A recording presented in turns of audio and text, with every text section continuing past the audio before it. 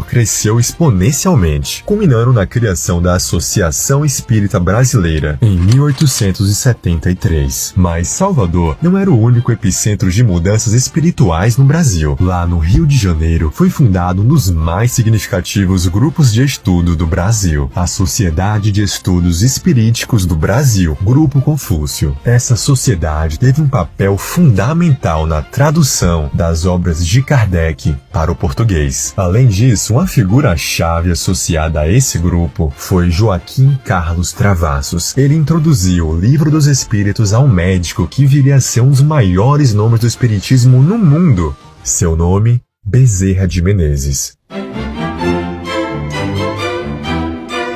Adolfo Bezerra de Menezes nasceu em 1831, no estado do Ceará, e posteriormente mudou-se para o Rio de Janeiro para estudar medicina. Lá ele se tornou conhecido como o médico dos pobres, devido ao seu trabalho altruísta, frequentemente prestando serviços médicos gratuitamente para aqueles que não podiam pagar. Após ser apresentado ao Livro dos Espíritos por Joaquim Carlos Travassos, Bezerra de Menezes teve um encontro profundo com o espiritismo, o que veio a transformar profundamente a sua vida. Bezerra não apenas adotou a doutrina espírita em sua vida pessoal, mas também se tornou uma figura central no movimento espírita brasileiro. E em 1886 assumiu a presidência da Federação Espírita Brasileira, cargo que ocupou em diferentes momentos até a sua morte em 1900. Durante a sua gestão, ele enfrentou enormes desafios, entre eles a divisão e os conflitos internos do movimento espírita. Para agravar a situação, de maneira quase inacreditável, o espiritismo era considerado crime no Código Penal de 1890, com penalidades que incluíam até 6 meses de prisão. Segundo o artigo 157, os espíritas poderiam ser multados em até R$500 mil.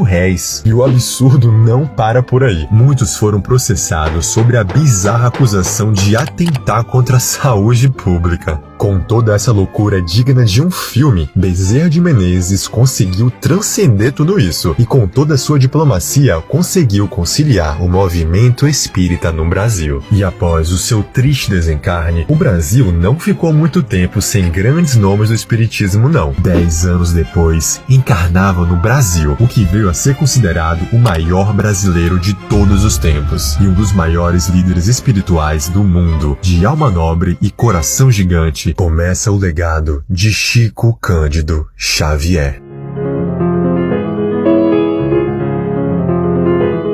Francisco Cândido Xavier, nascido em 1910 em Pedro Leopoldo, Minas Gerais, é sem dúvida a figura mais icônica do espiritismo brasileiro.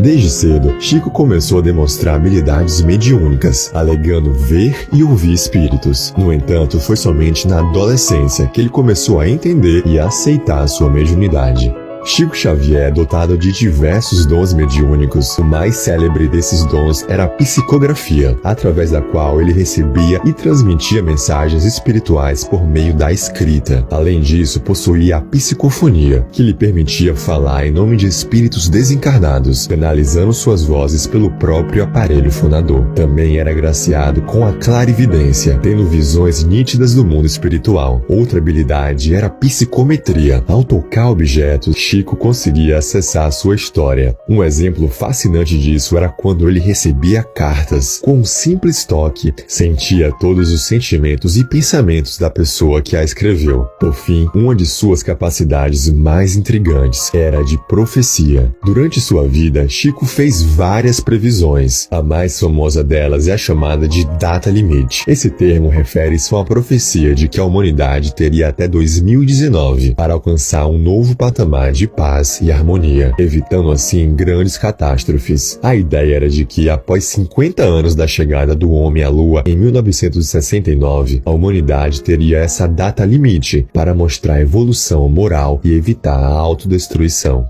Ao longo da sua vida, Chico psicografou mais de 400 livros, recebendo mensagens de diversos espíritos, especialmente do espírito de Emmanuel, o seu inseparável mentor espiritual, que se apresentou quando Chico tinha apenas 21 anos de idade. Então você deve estar pronto para 3 regras básicas. Que regra? A primeira é a disciplina. E a segunda? Disciplina. E a terceira? Disciplina. As obras psicografadas por Chico Xavier abrangem uma diversidade impressionante. Muitas dessas obras romperam barreiras, tornando-se verdadeiros best-sellers, com vendas que ultrapassaram a impressionante marca de 50 milhões de exemplares. Esses textos foram cruciais para a popularização e aceitação do espiritismo no Brasil. E, acredite se quiser, o alcance da mediunidade de Chico foi tão impactante que até mesmo serviu como provas em processos criminais. Já na década de 1970, iniciou-se com 2 entrevistas históricas a Chico Xavier, vinculadas pela extinta TV Tupi, Canal 4 de São Paulo, no programa Pinga Fogo. A primeira noite de 28 de julho conseguiu a maior audiência da história da TV brasileira. E a segunda, já no dia 21 de dezembro de 71, também atingiu um grande sucesso em audiência. Chico desencarnou em 30 de junho de 2002, aos 92 anos por parada cardíaca. E o mais intrigante é que até a previsão da sua morte, ele acertou. Grande ser evoluído que era, ele havia dito aos amigos mais íntimos que queria partir em um dia feliz. Então, a data da sua morte foi justamente o dia em que o Brasil conquistava o seu pentacampeonato de futebol. Mas a sua missão na Terra não acabou. Segundo Geraldo Lemos, Chico irá voltar a reencarnar no século 22, na região de Jerusalém. Por que Jesus ia te desagradar, Chico? Não, porque eu havia pedido a ele que depois da tarefa de Emmanuel reencarnado aqui em São Paulo, no século 21, que a gente invertesse de novo, que eu reencarnasse de novo no Brasil, que Emmanuel voltaria para o plano espiritual e nós continuássemos essa tarefa no século 22. Eu havia pedido isso a Nosso Senhor. E eu acabei de receber a resposta negativa. E ela então perguntou, não, mas por quê? Porque ele mandou dizer para mim que ele me espera reencarnado em Jerusalém no século 22. Qual será a missão de Chico naquelas terras tão emblemáticas? Escreve sua opinião aqui nos comentários. Com a ida do médium mais renomado do Brasil, Chico Xavier, em 2002, poderia-se pensar que o espiritismo no país enfrentaria um grande declínio. No entanto, no século XXI, tem sido um período de renovação constante e expansão para a doutrina espírita. Após Chico, surgiram novas figuras que continuaram o trabalho de divulgação e ensino do espiritismo. Divaldo Pereira Franco é um deles. Sua obra e seu centro beneficente, A Mansão do Caminho, têm contribuído significativamente para a prática da caridade e para a difusão do espiritismo. A televisão brasileira, com suas novelas e programas, também tem desempenhado um papel crucial na popularização do espiritismo. Novelas como Além do Tempo, A Viagem, O Espelho da Vida e Alma Gêmea incorporaram temáticas espíritas em suas tramas, familiarizando ainda mais o grande público com a doutrina.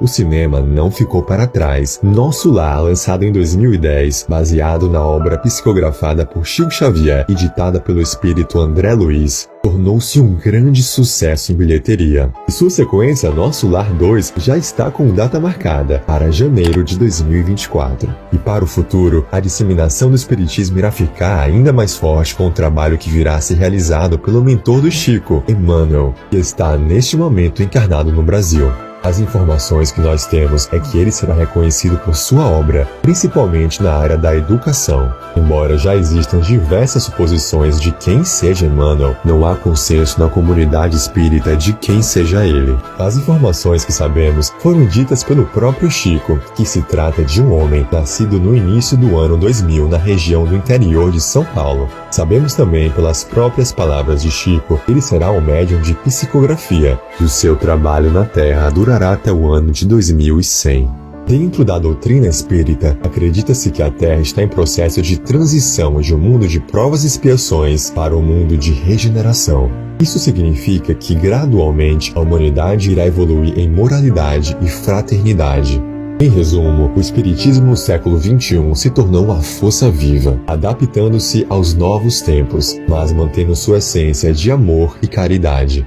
E se esse conhecimento o impactou de alguma forma, compartilhe esse vídeo com os seus contatos no WhatsApp, no Instagram e para as pessoas que você mais ama. E como dizia Chico Xavier, viver é sempre dizer aos outros que eles são importantes, porque um dia eles se vão e ficaremos com a sensação de que não amamos o suficiente.